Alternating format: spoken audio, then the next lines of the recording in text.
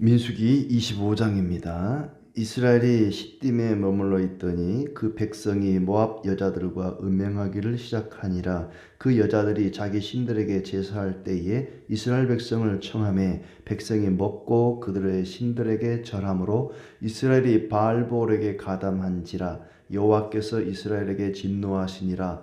여호와께서 모세에게 이르시되 백성의 수령들을 잡아 태양을 향하여 여호와 앞에 목매어 달라. 그리하면 여호와의 진노가 이스라엘에게서 떠나리라. 모세가 이스라엘 재판관들에게 이르되 너희는 각각 바알볼에게 가담한 사람들을 죽이라 하니라. 이스라엘 자손의 온 회중이 회막 문에서 올 때에 이스라엘 자손 한 사람이 모세와 온 회중의 눈앞에 미디안의 한 여인을 데리고 그의 형제에게로 온지라. 제사장 아론의 손자 엘르아살의 아들 비느하스가 보고 회중 가운데에서 일어나 손에 창을 들고 그 이스라엘 남자를 따라 그의 막사에 들어가 이스라엘 남자와 그 여인의 배를 꿰뚫어서 두 사람을 죽이니 연병이 이스라엘 자손에게서 그쳤더라. 그 연병으로 죽은 자가 24,000명이었더라. 여호와께서 모세에게 말씀하여 이르시되 제사장 아론의 손자 엘르아살의 아들 비느하스가 내 질투심으로 질투하여 이스라엘 자손 중에서 내 노를 돌이켜서 내 질투심으로 그들을 소멸하지 않게 하였도다. 그러므로 말하라. 내가 그에게 내 평화의 언약을 주리니 그와 그의 후손에게 영원한 제사장 직분의 언약이라. 그가 그의 하나님을 위하여 질투하여 이스라엘 자손을 속죄하였음이니라. 죽임을 당한 이스라엘 남자 곧 미디안 여인과 함께 죽임을 당한 자의 이름은 시므리니 살루의 아들이요 시므온인의 조상의 가문 중 한 지도자이며 죽임을 당한 미디안 여인의 이름은 고스비이니 수리의 딸이라. 수르는 미디안 백성의 한 조상의 가문의 수령이었더라. 여호와께서 모세에게 말씀하여 이르시되 미디안인들을 대적하여 그들을 치라. 이는 그들이 속임수로 너희를 대적하되 부올의 일과 미디안 지휘관의 딸 곧 부올의 일로 연병이 일어난 날에 죽임을 당한 그들의 자매 고스비의 사건으로 너희를 유혹하였음이니라. 아멘. 예, 반갑습니다. 오늘도 주님 은혜 가운데 모두 즐겁고 또 평안하시기를 축복합니다. 모압의 왕 발락이 무당 발람을 불러서 이스라엘을 저주해달라. 그러면 높은 명예와 많은 재물을 주겠다 해서 발람이 우여곡절 끝에 와서 이제 하나님의 말씀을 받아서 전하는데 계속해서 저주가 아니라 축복을 하고 칭찬을 하고 아름답다 그러고 이 도무지 발락이 마음에 들어하지 않습니다. 그래서 너네 동네로 가라. 너네 집으로 가라. 어떤 저주로도 이스라엘을 무너뜨릴 수가 없었습니다. 그런데 딱 한 가지, 죄라고 하는 것을 이스라엘 속에다 싹 집어넣으면 그들은 망합니다. 하나님과 이스라엘 사이를 갈라놓을 수 있는 것은 죄밖에 없습니다. 그 어떤 저주로도 흙주술로도 이스라엘 하나님 백성들은 저주할 수가 없습니다. 그러나 죄가 틈타니까 그들은 여지없이 무너지고 말았습니다. 사탄은 언제나 우리 주변에 도사리고 있습니다.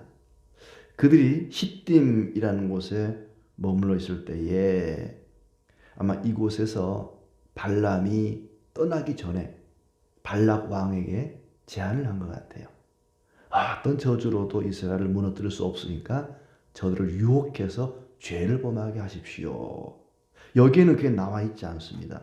그런데 31장 16절에 가면 이런 내용이 나옵니다.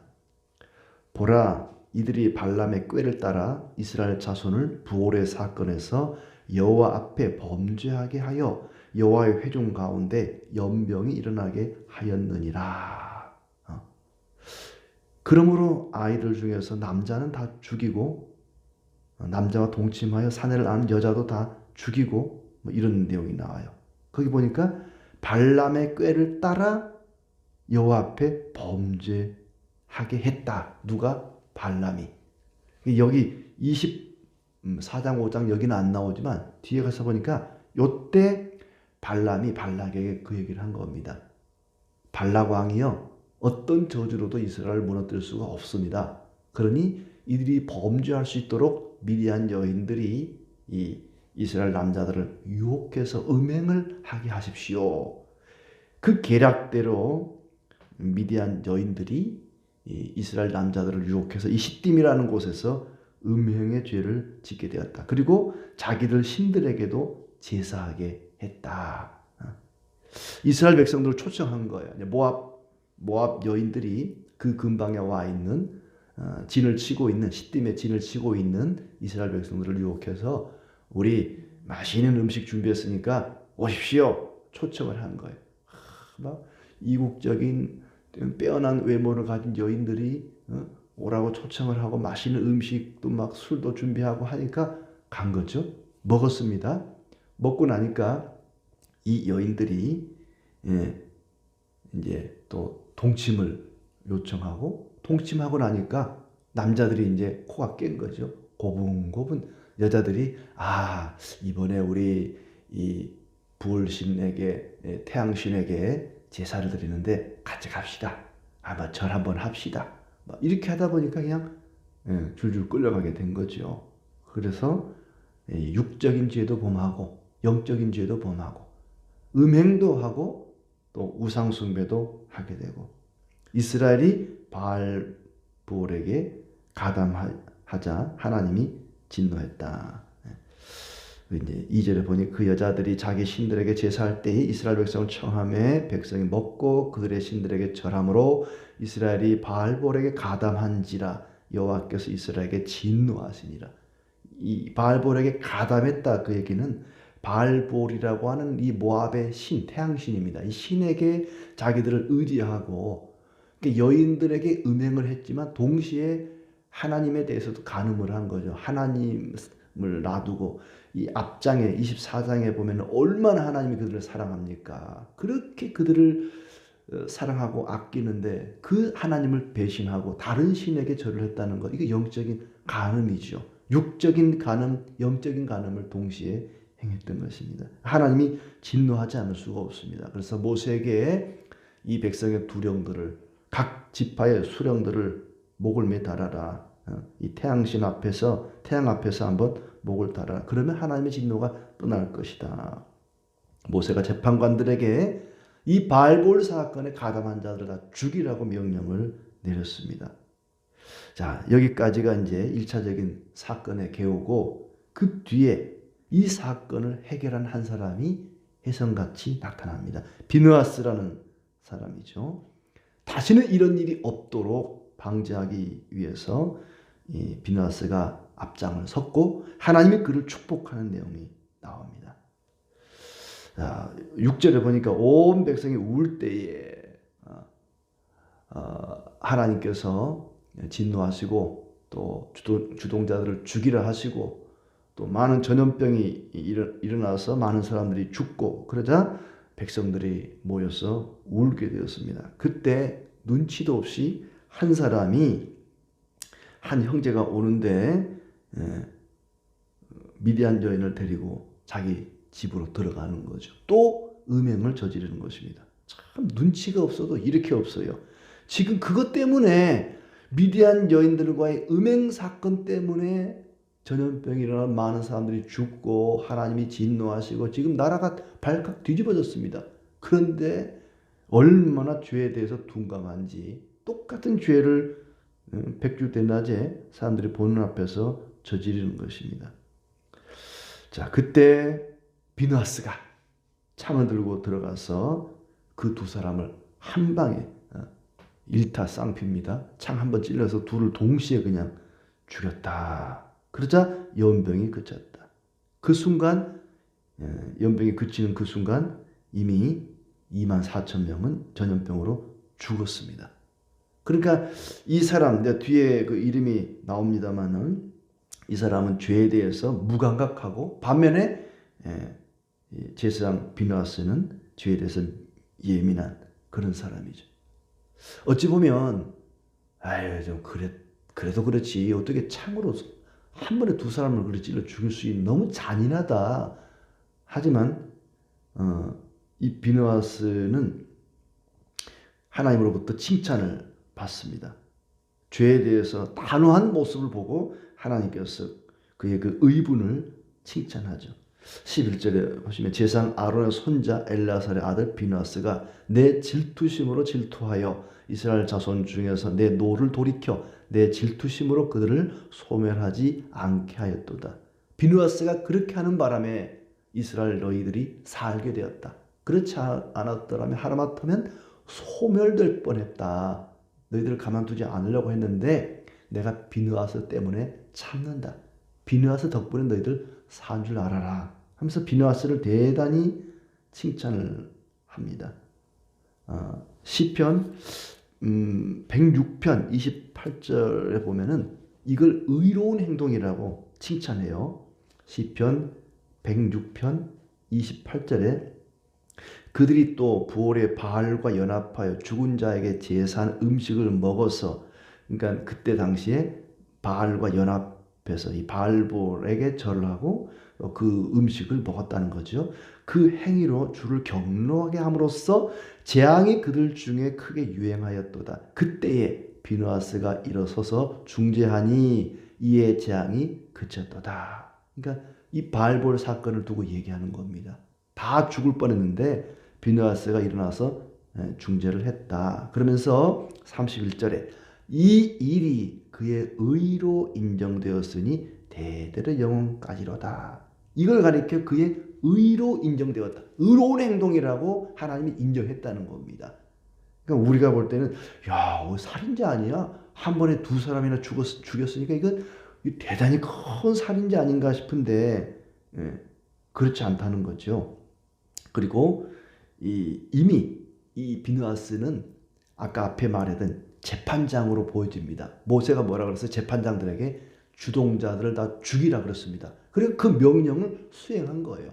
임의적으로, 감정적으로 비느하스가 가서 막 죽인 게 아니고 모세의 명령을 재판관으로서 수행한 것으로 보여집니다. 자, 그리고 그것을 하나님께서 의로운 행동이라고 칭찬을 하죠. 그에게 내 평화의 언약을 주리니 그와 그의 후손에게 영원한 제사장 직분의 언약이다. 그가 나를 위해서, 하나님을 위해서 질투하였다. 이스라엘 자손은 속죄하였다. 하나님을 위하여 질투함으로써 이스라엘 자손들을 속죄했다. 이스라엘 자손들이 범한 그 죄를 비느하스의 의로운 행동 하나로 인해서 다 속죄를 하게 된 것이다. 그래서 영원한 제사장 직분을 주겠다. 비느하스와 그의 자녀들에게는 영원한 제사장의 직분을 주겠다. 이렇게 약속을 합니다. 어떠한 주술이나 마법으로도 저주할 수 없었던 이스라엘을 이 음행이라는 죄, 우상숭배의 죄로 그들을 저주하게 된 것이고, 반면에 비느하스 한 사람의 이 의로운 행동으로 인해서 죄의 저주를 풀기도 합니다. 속죄를 하게 된 거죠. 근데 이 죽은 사람들 두 남녀의 이름이 나옵니다. 한 사람은 시므리, 한 사람은 고스비. 근데 이 시므리와 고스비 둘 다 양진영의 족장, 지도자들의 가족들이고 지도자들이었습니다. 14절에 죽임을 당한 이스라엘 남자고 미디안 여인과 함께 죽임을 당한 자의 이름은 시므리다. 그는 시몬인의 조상의 가문 중 한 지도자였다. 그리고 고스비는 수르의 딸인데 이 수르는 미디안 조상 가문의 수령이었다. 그러니까 미디안 족장의 딸과 이스라엘 지도자가 이렇게 음행을 저지른 것입니다.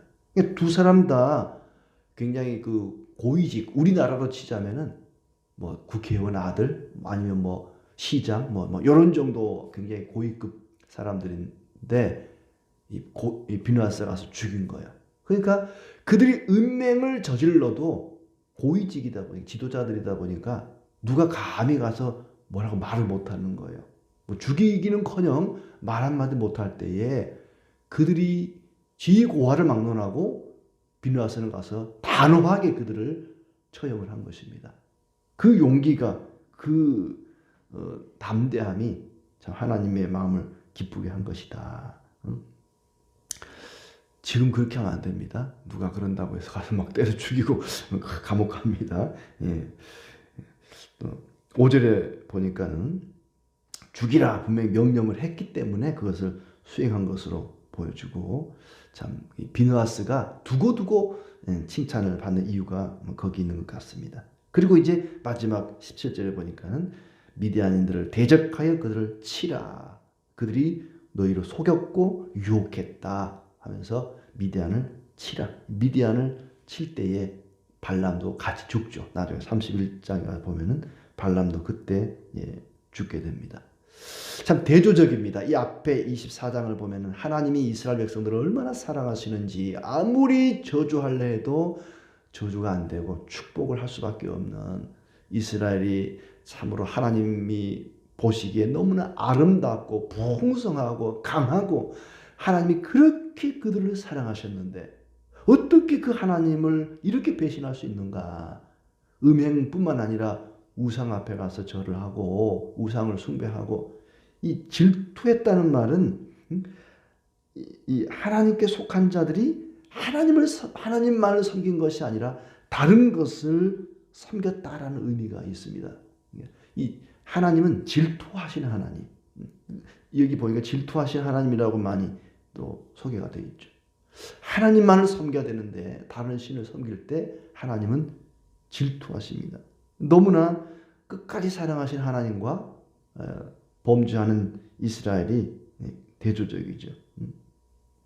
누구도 이스라엘을 저주할 수 없었지만은, 그러나 언제나 저주를 받을 수밖에 없는 그런 상황에 놓여 있었다. 사탄 마귀는 항상 우는 사자와 같이 두루다니며 삼킬 자를 찾고 있습니다. 우리 주변에 늘 도사리고 있다는 것이죠. 마치 광야의 불뱀이 언제 어디서든지 물릴 수 있는 그런 조건에 놓여 있었던 것처럼 항상 마귀의 유혹에 빠져서 그 죄로 인하여 그들이 하나님과의 사이가 갈라지고 또 저주를 받을 수 있는 그런 상황이 있었다는 것입니다.